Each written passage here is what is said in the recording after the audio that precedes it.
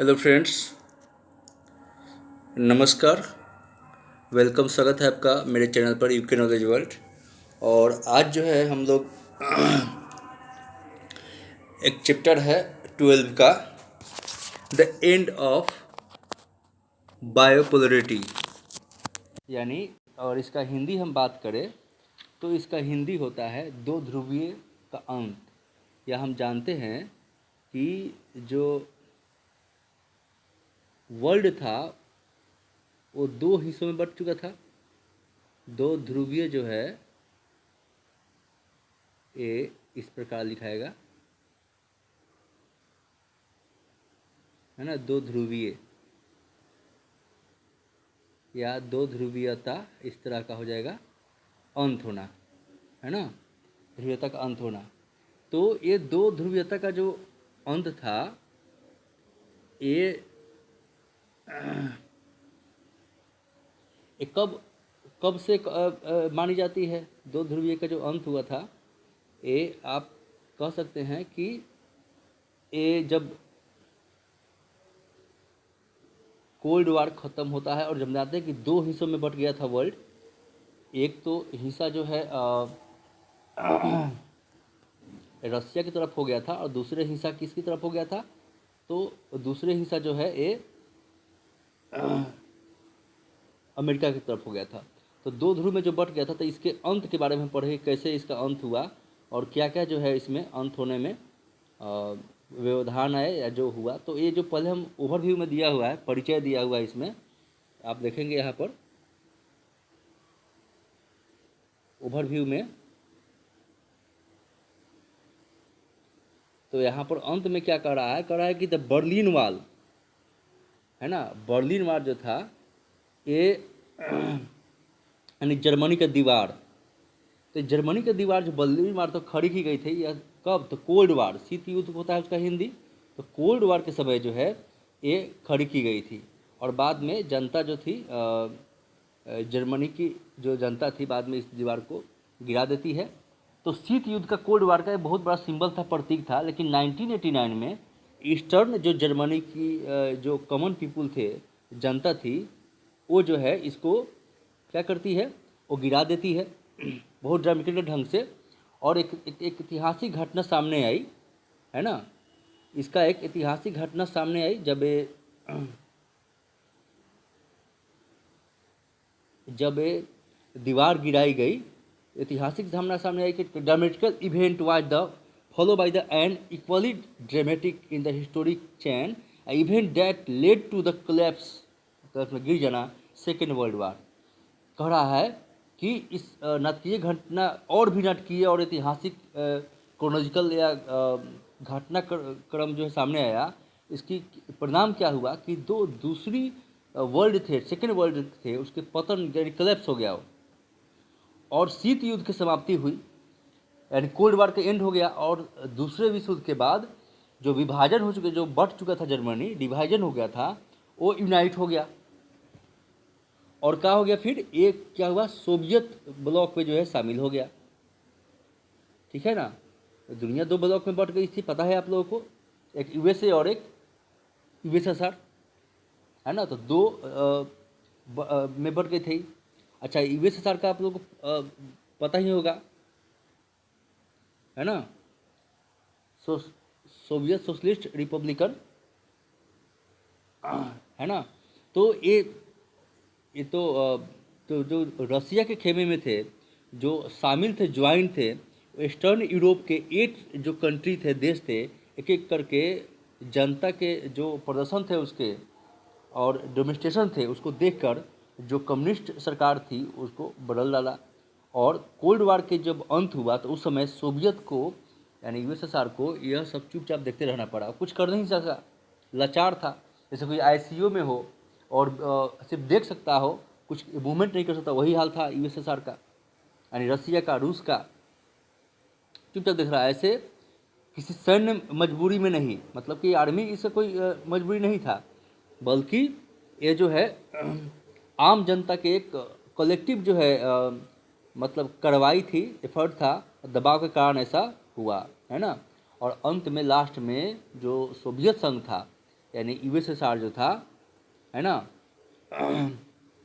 वो उसका मतलब डिसॉल्व हो गया, वो उसका क्या हो गया, वो उसका विघटन हो गया।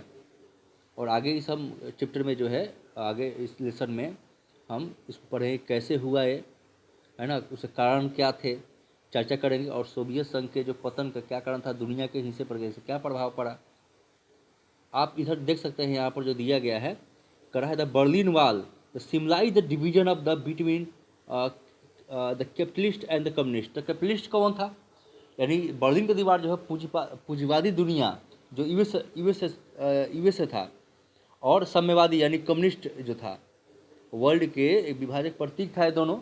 और 1961 में 1961 में यह दीवार पश्चिमी बर्लिन जो है को पूर्वी बर्लिन से लगाती थी, और 150 किलोमीटर से भी ज़्यादा लंबा यह दीवार जो है 28 ईयर्स तक खड़ी रही। और बाद में लास्टली जो है जनता ने इसको 9 नवंबर 1989 को तोड़ दिया। 28 वर्षों बाद जो है लोगों ने क्या किया, इसको 9 नवंबर को 1989 में इसको ब्रोकन कर दिया, तोड़ दिया। फिर कह रहा है the unification of two part of the Germany and the beginning of the end of communist bloc. कह रहा है कि तोड़ दिया गया, लेकिन एक जर्मनी के यूनाइटी हो गया, एकीकरण हो गया, और साम्यवादी खेमे में समाप्ति की शुरुआत थी।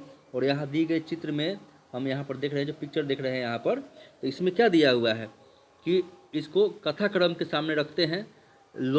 लोग जो है दीवार में छोटा सा छेद कर रहे हैं, इसमें जो दिखा रहा है। और जो मुक्त आवागमन, अब जो रुका हुआ था, अब आने जाने की यातायात जो है ना, वो दीवार के हिस्से को गिरा दिया गया। और फिर कह रहा है कि 89 से पहले बर्लिन की दीवार का भी दिया गया है। ओके, चलिए हम नेक्स्ट में अब जो है देखते हैं आगे इसमें क्या है, हम लोग को जान पढ़ना तो है। What was the Soviet system. Soviet socialist Republican जो है यूएसएसआर का जो है ना, यूनियन सोवियत सोशलिस्ट रिपब्लिकन, इसका जो है फुल फॉर्म है। तो what is the Soviet system, तो यानी सोवियत प्रणाली क्या थी, सिस्टम क्या थी, है ना। उससे पहले आपको जो है यहाँ पर लेनिन के बारे में दिया गया है कि leaders of the union, Soviet union, यानी सोवियत संघ के नेता थे। इन्होंने कम्युनिस्ट पार्टी की स्थापना ही की थी, और ये जो है फाउंडर थे। और कम्युनिस्ट पार्टी की जो ओल्ड नेम था वो क्या था, बोल्शेविक था, है ना। और लीडर थे रसिया के। और एक नायक रहे क्रांति जो हुआ था 1917 में, आप 9th में पढ़े होंगे, सोशलिज्म इन रसिया, तो उसमें भी दिया गया है कि अच्छा इनका लेनिन का पूरा नाम जो है ना, व्लादिमीर इलिची, है ना, लेनिन है, व्लादिमीर इलिची लेनिन है, इलिची लेनिन। तो इनका जो है 1870 में जन्म होता है। आप जानते हैं कि गांधी जी का भी जन्म भी जो 1869 में हुआ था, इनका एक साल बाद, यानी गांधी से एक साल छोटे थे। और 1924 में मर जाते हैं। तब तक मतलब ये रहते हैं रसिया में। तो एक नायक भूमिका जो रेवोल्यूशन हुई थी, क्रांति हुई थी रसिया में, उसमें इन्होंने निभाया। और जो सोवियत जो समाजवादी गणराज्य थे उसके संस्थापक भी थे। और मार्क्सवाद के जो असाधारण मतलब थ्योरी जो है, ये मार्क्सिज्म को जो है और इंस्पायर करते थे। कम्युनिस्ट पार्टी अब जो है उसे असली जगह पढ़ाने में महारत हासिल थे, मतलब जो इसका आइडियोलॉजी था उसको हकीकत में उन्होंने उतारा भी, है ना। और पूरी दुनिया में साम्यवाद का यानी कम्युनिस्ट का जो है इंस्पायरेशन बने, है ना, प्रेरणा स्रोत बने। चलिए अब आते हैं यहाँ पर हम इसको जो what is the Soviet union, तो ये क्या था, सोवियत यूनियन क्या था, तो सोवियत प्रणाली क्या थी। तो ये जो है 1917 में जो सोशलिज्म रिवोल्यूशन हुआ था, और उसके बाद ये जो है सोशलिस्ट रिवोल्यूशन क्रांति जो हुई थी, उसके बाद ये इमर्ज हुई थी, सामने आई थी, है ना। और ये जो है पूंजीवादी जो व्यवस्था थी, यानी कैपिटलिज्म का जो है विरोध करता था, अपोज करता था, है ना। और यह हम बात करें, कैपिटलिज्म मतलब पूंजीपति होता है, यानी ज़्यादा प्राइवेटाइजेशन का ज़्यादा ही किया जाता है। और यह जो है समाजवाद के आदर्श को समाज में जो है लाना चाहते थे आइडियोलॉजी को, और पूरे समाज को एक इक्वल ट्रीटमेंट की तरह लाना चाहते थे, यानी सबको जिस समतामूलक समाज की जरूरत थी। और यह मानव इतिहास में निजी संपत्ति यानी प्राइवेट जो प्राइवेटेशन होता है, प्राइवेट जो इंस्टीट्यूशन होती है, संस्थाएं होती है ना, यहाँ पर लिखा हुआ है, आप देख सकते हैं यहाँ पर ये जो इंस्टीट्यूशन दिए हुए ना, यहाँ इंस्टीट्यूशन, यहाँ पर है ना, ये है प्राइवेट इंस्टीट्यूशन, प्राइवेट का, यहाँ पर ये इंस्टीट्यूशन है प्राइवेट दिया हुआ है ना। तो ये जो है हम अगर बात करें तो प्राइवेट इंस्टीट्यूशन की बात हो रही है यहाँ पर, ठीक है। तो यहाँ पर प्राइवेट इंस्टीट्यूशन की अगर बात करते हैं, अगर देखें यहाँ पर, तो ये जो है प्राइवेट जो चीज़ों के इतिहास में किसी भी संपत्ति की संस्था को समाप्त करने और समाज में इक्वालिटी के सिद्धांत पर सचेत रूप से इसको मतलब लागू करने की सबसे बड़ी कोशिश थी। और ऐसा करने में जो सोवियत प्रणाली थी, यानी यूएसएसआर के जो फाउंडर थे, निर्माता थे, वो इस तरह के राज्य का निर्माण करना चाहते थे। और पार्टी की जो संस्था थी उसको प्राथमिक महत्व दिया गया, है ना। यहाँ पर हम देखेंगे, यहाँ पर जो सोवियत इक्वालिटी का रहा है, यहाँ पर किसका प्रिंसिपल मतलब सिद्धांत होता है, यहाँ पर देखिए प्रिंसिपल मतलब सिद्धांत होता है, यहाँ पर दिया हुआ है, doing the makers of the Soviet system gave the primacy to the state और इंस्टीट्यूशन ऑफ द पार्टी, यानी ज़्यादा ये राज्य को और पार्टी की संस्था को ज़्यादा महत्व दिया जाता है ना। और सोवियत हम देखा जाए अगर, है ना, सोवियत राजनीतिक में यानी कम्युनिस्ट में देखा जाए, कम्युनिस्ट पार्टी थी, मतलब एक प्रणाली पार्टी थी, धुरी थी, सेंटर थी, और किसी अन्य राजनीतिक दल या विपक्षी की जगह नहीं थी, मतलब एक ओनली वन पार्टी। इसी में किसी देखिए दिया हुआ पार्टी और अपोजिशन वाज अलाउड, रहा है कि नो अदर पॉलिटिकल पार्टी, यानी कोई भी और अपोजिशन पार्टी नहीं होंगे। जैसे चाइना में भी सिंगल है, चाइना में सिंगल पार्टी है, तो इतना डेमोक्रेसी तो नहीं हुआ अगर सिंगल पार्टी है तो कह रहा है कि इसमें किसी राजनीतिक दल के या विपक्षी की जगह नहीं थी, और अर्थव्यवस्था और योजना जो है राज्य के नियंत्रण में थी। इतने इकोनॉमिक सिस्टम है और जो प्लान है सब उसके अंडर में था, किसके सरकार के, पार्टी के अंदर में। तो कह रहा है, देखो यहाँ पर देखो सेकेंड वर्ल्ड वार, है ना, यहाँ पर अगर हम बात करें तो यहाँ पर दिया है ना, यहाँ पर ये सेकेंड वर्ल्ड वार। अच्छा, सेकेंड वर्ल्ड वार कब हुआ था? तो ये सेकेंड वर्ल्ड वार जो है ये हुआ था 1939 में, नहीं 18, है ना, 1939 में हुआ था, 45 तक second world war. First world war जो है ये हुआ था कब? तो फर्स्ट वर्ल्ड वार जो है आपको देखिए, हम अगर बात करें तो फर्स्ट वर्ल्ड वार हुआ 1914 टू 18 में। क्या हुआ? ये फर्स्ट वर्ल्ड वार है ना, फर्स्ट, ठीक है, फर्स्ट वर्ल्ड वार।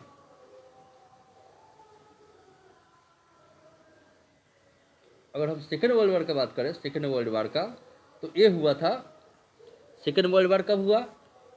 तो ये सेकेंड वर्ल्ड वार जो है वो हुआ था 1939 टू 45, सॉरी 45, ठीक है।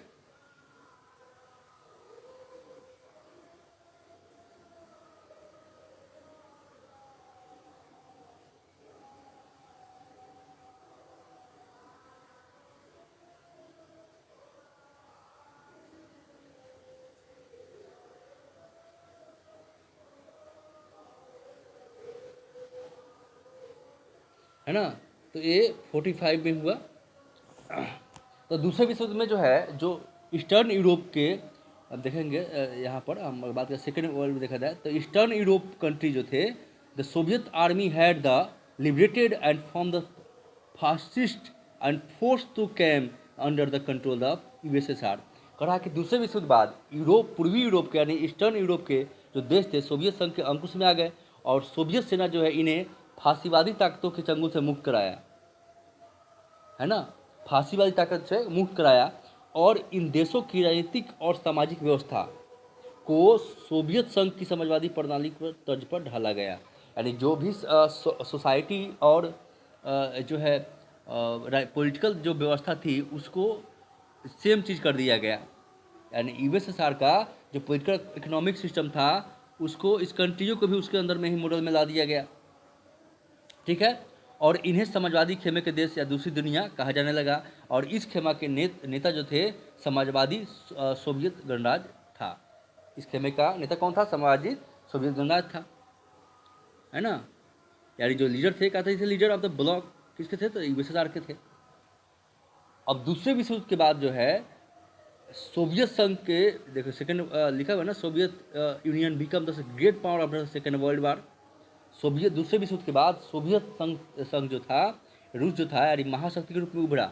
और अमेरिका को छोड़ दे तो रसिया जो है और सोवियत संघ की अर्थव्यवस्था जो शेष विश्व की तुलना में कहीं ज़्यादा विकसित थी। यानी अमेरिका की तुलना में देखा जाए, दिया ना, more than development than USA, यानी अमेरिका से ज़्यादा डेवलपमेंट थी अर्थव्यवस्था विश्व के कहीं किसी भी दुनिया के किसी भी देश से ज़्यादा डेवलप थी। और सोवियत संघ यूएसएसआर की जो कम्युनिकेशन सिस्टम थी या नेटवर्क थी, संचार प्रणाली थी, वो काफ़ी उन्नत थी, डेवलप थी। और उनके पास काफ़ी जो है ऊर्जा जो है एनर्जी रिसोर्सेज था, और जिसमें जो मिनरल थे, है ना, वायल था, आयरन था, इस्पात था, है ना, वास्ट एनर्जी रिसोर्सेज था, आयरन, वायल, स्टील, ये सब था।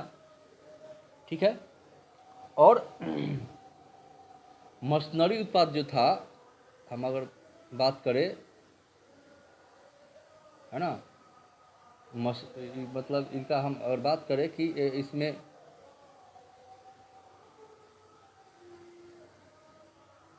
मशीनरी प्रोडक्शन की अगर हम बात करें, मशीनरी प्रोडक्शन, तो ये मतलब जैसे अगर हम बात करें इनमें कि इसके पास मशीनरी उत्पाद जो शामिल थे वो सोवियत संघ के दूर दराज के इलाके में आवागमन की सुव्यवस्था, मतलब आने जाने की सुविधा काफ़ी सी थी, और विशाल प्रणाली के कारण आपस में जुड़े थे। यानी जितना जो कम्युनिकेशन जब अच्छा था, रोड नेटवर्क अच्छा है, ट्रांसपोर्ट सिस्टम अच्छा है, तो आपस में जुड़े हुए हैं, है ना।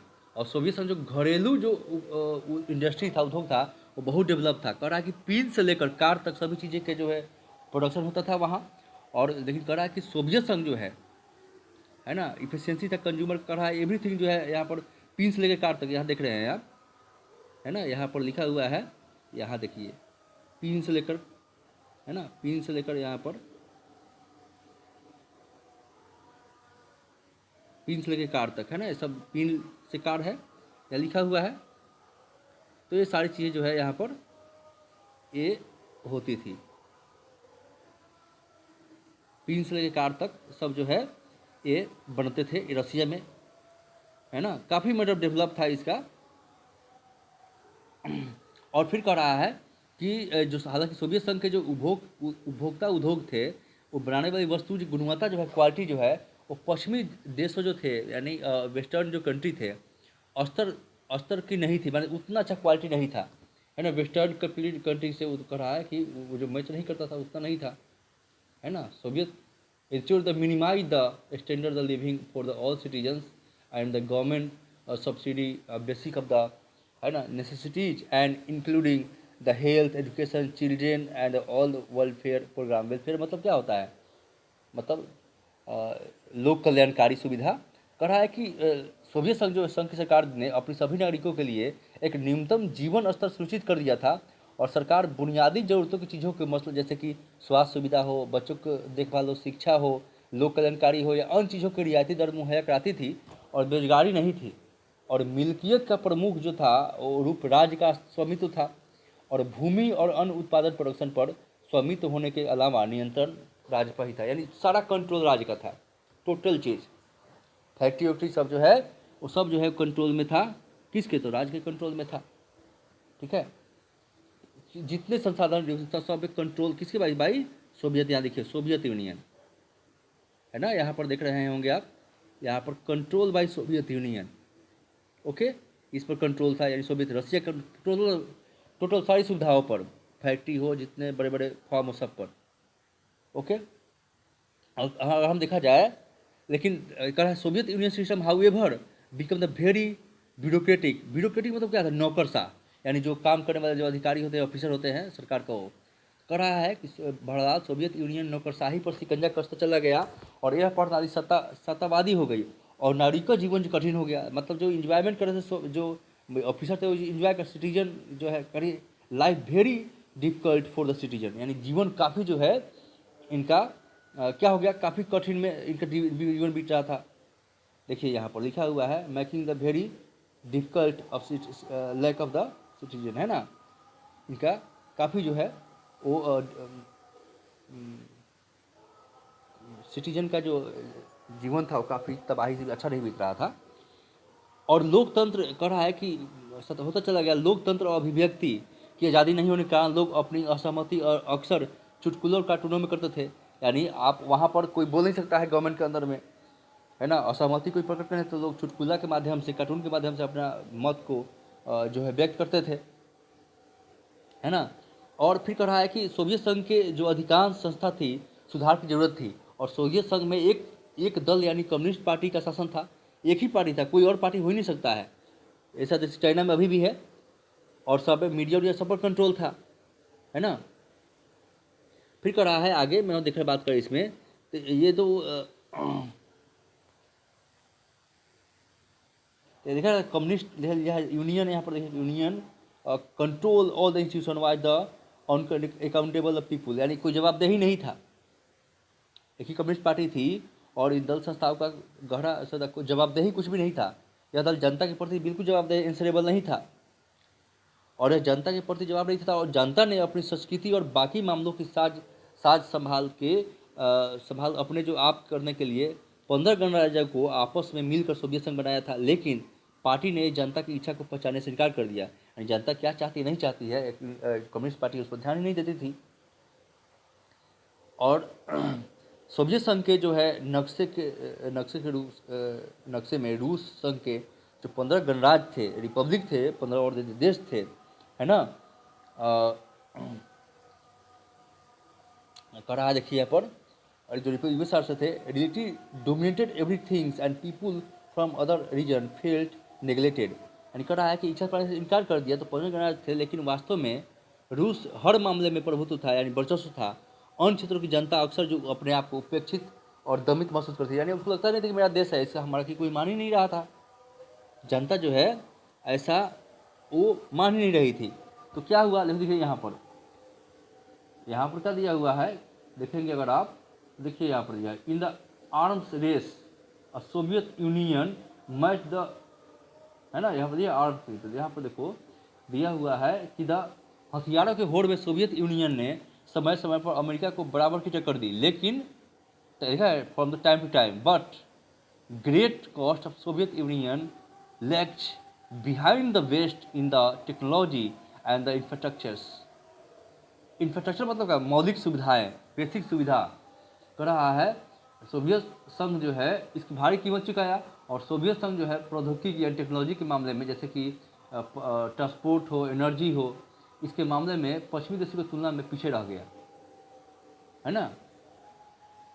लेकिन कह रहा है most of the important in the fulfilling the political economic aspiration of the citizen Soviet invention the Afghanistan in 1979 and Weeknd the system even the further. कह रहा है कि पश्चिमी देशों में पीछे रह गया, लेकिन सबसे बड़ी बात यह थी कि सोवियत संघ अपने नागरिकों की राजनीतिक और आर्थिक आकांक्षा को पूरा नहीं कर सका और सोवियत संघ ने 1979 में यानी 1979 में अफगानिस्तान में हस्तक्षेप किया, यानी उसमें इंटरफेयर किया और इससे रूस संघ की व्यवस्था और भी कमज़ोर हो गई। देखा अफगानिस्तान में, यहाँ पर कब इंटरफेयर किया अफगानिस्तान में, तो इसने इंटरफेयर किया यही 1979 में, 1979 में उसने इंटरवेन किया, ठीक है। और इस तरह से उपभोक्ता और वस्तु की कमी हो गई और खाद्यान्न का आयात साल दर साल बढ़ता गया, यानी खाद्यान्न जो है यानी फूड इंपोर्ट करना पड़ा, उनको मंगाना पड़ रहा, हर साल उसको बढ़ रहा था। और फिर जाके 1970 में काफ़ी जो है व्यवस्था लड़खड़ा गई और पूरी शहर गई व्यवस्था, इकोनॉमिक सिस्टम पूरा शहर गई। चलिए, तो इस वीडियो में हम लोग इतना ही पढ़ेंगे और फिर जो है हम लोग नेक्स्ट वीडियो में बात करते हैं। तब के देखने के लिए, वॉच करने के थैंक यू, धन्यवाद। और लाइक सब्सक्राइब कर सकते हैं अगर अच्छा लगे तो।